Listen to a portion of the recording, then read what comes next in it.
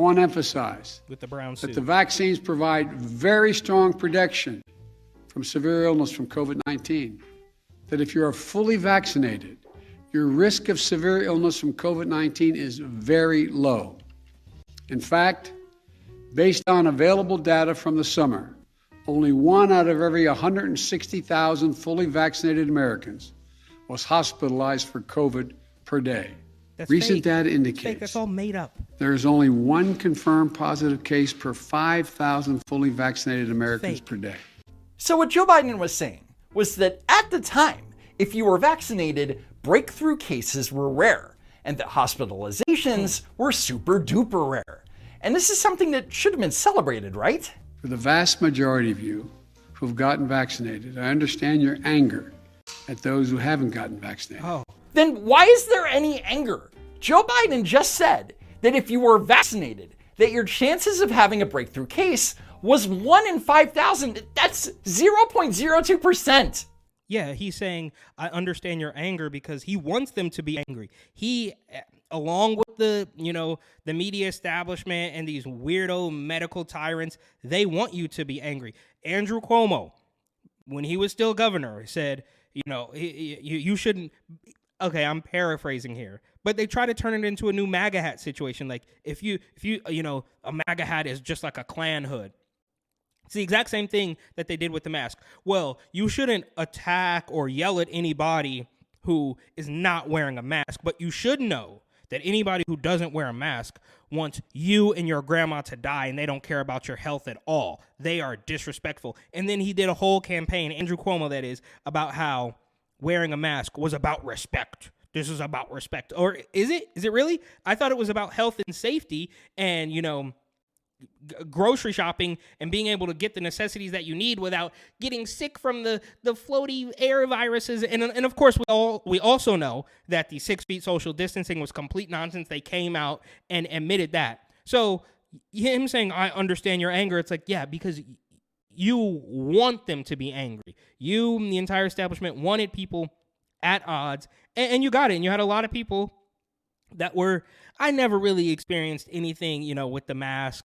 Like maybe one lady, asked me to put a mask on when I was in the train. But you got people that were literally fighting in Costco because somebody wasn't wearing a mask, and they wanted that. And then you're like, I understand why you're so mad. Yeah, it's because you told them to be mad and scared. My message to unvaccinated Americans is this. We've been patient, but our patience is wearing thin.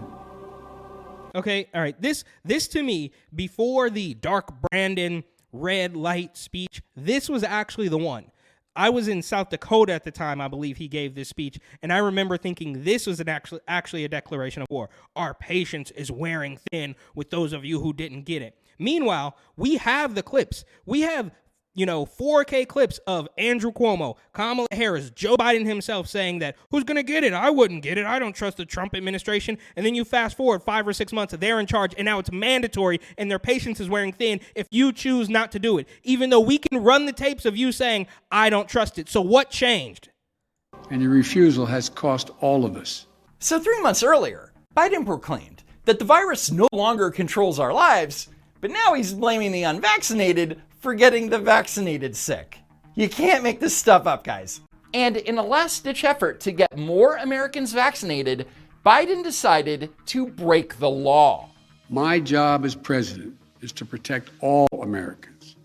So tonight, No, your job, well, that's what you might claim your job is, even though we don't need it. We don't need an 80-year-old man to protect us because he's just not going to be able to get that job done. But what his job is really is to go to bat for the pharmaceutical industry, the pharmafia, as I like to call them. That's all he's doing. That's all basically all of these people have been doing, all the way down to the transgender lobby. Because of course, when you start slicing your body up and pumping yourself full of hormones, you're going to need to keep that up. So that's what this is all about. So no, Joe, you are not going to protect us. Your job is not to protect us. Your job is to make sure that the roads don't collapse and leave us alone.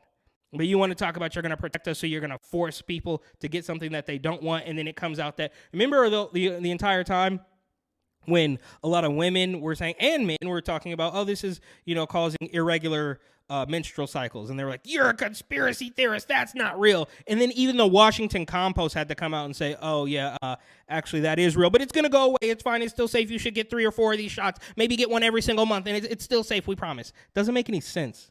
I'm announcing that the Department of Labor is developing an emergency rule to require all employers with 100 or more employees that together employ over 80 million workers to ensure their workforces are. That was arbitrary too, for the, by the way. I feel like I'm saying for the record far too much, but whatever. Doesn't matter. The point is, 100. So if you have 99 employees, then it doesn't matter. It's all completely arbitrary. How stupid do you think we are? Fully vaccinated. But the OSHA mandate was constitutionally dubious, not to mention very illegal. And the Supreme Court ultimately... Yeah, just like the rent, the eviction moratorium, the rent stuff, the student loan forgiveness, it's all completely illegal, but this is what they do. They just walk right over everything and say, we're going to save you, even though there's no plans to save you. They're not trying to do anything good. They're just trying to maintain power. And that's why they're putting guys like Steve Bannon in jail. That's why guys like Andrew Tate and Sneeko and people get banned. Even Joe Rogan. Now, Joe Rogan's not banned, but if they had their way, he would definitely be banned. They call him like a far-right Republican. It's like the dude spent, half of his podcast talking about DMT, and you're calling him a far-right lunatic. It's crazy. Moving on. Ruled that the Department of Labor didn't have the authority to force employers to implement a policy, and it never went into effect. Of course not. Of course they didn't have the power to do that. But they knew that they were just scaring people into submission. So a whole bunch of people that think these rules are set in stone by way of some sort of press conference, they're saying, oh, well, I guess we better do it, even though it's not real. Show me the paperwork. And now you have everybody scared. Everybody's going to fall in line. And now you have convinced businesses that people need this to be safe. So they're going to do it on their own without the hand of the government, right? So they can say, no, if you want to work here, then you got to go get that shot. And it has nothing to do with the federal government because they've been tricked into thinking that your weirdo decree by press conference is real when none of it's real. Biden's anger had nothing to do with protecting the vaccinated. The reality is that Joe Biden promised to crush the virus, and then when cases started to rise dramatically after his July 4th mission accomplished moment, Biden needed someone to blame.